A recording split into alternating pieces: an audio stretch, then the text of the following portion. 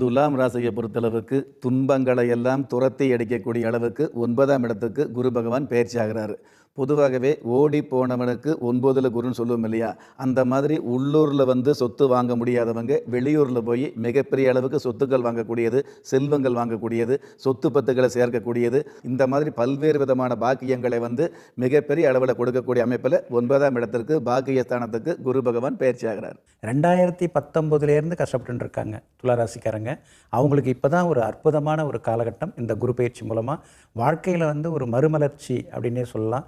காரணம் 9ஆம் இடத்துல இருக்கக்கூடிய குரு பகவான் அள்ளி கொடுக்க போகிறார். அதாவது ஏற்கனவே இவங்க விதைச்சி வச்சதெல்லாம் அறுவடை செய்யக்கூடிய ஒரு அற்புதமான காலகட்டமாக இந்த குரு பயிற்சி அவங்களுக்கு அமையப்போகுது. உத்தியோகத்தில் ஓடி ஓடி உழைச்சாலும் மேலதிகாரி இவங்களை குறை சொல்லிக்கிட்டே இருந்தாங்க.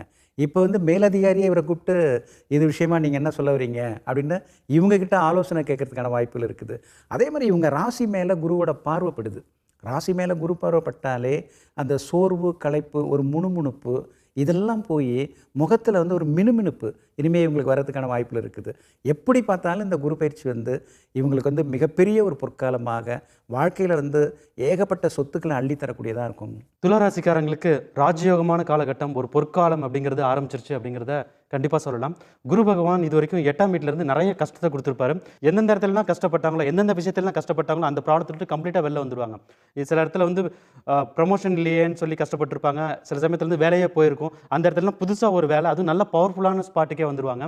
நிறைய பேர் கடன் வாங்கி சர்வே பண்ணிட்டு இருந்திருப்பாங்க லாஸ்ட் ஒரு வருஷமாக. இப்போ இவங்க நிலைமை எப்படி மாறுனா, இவங்க அதை அளவுக்கு அதிகமாக பணம் சம்பாரித்து கடனை பைசல் பண்ணிவிடுவாங்க.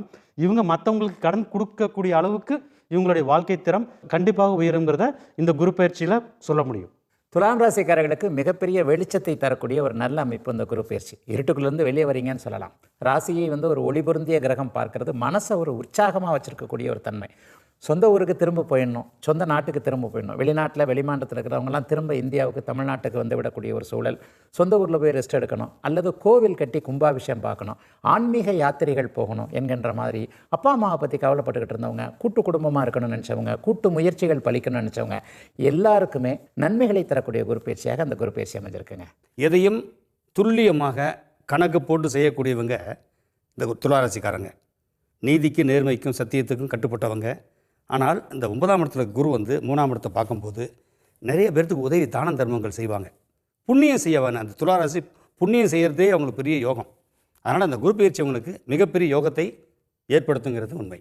துளாராசி நேயர்களுக்கு பரிகாரமாக சேலம் ஊத்துமலை உள்ள அகத்தீஸ்வரரை வழிபட்டு வந்தால் மிக மிக யோகமான வாழ்க்கை அமையும்.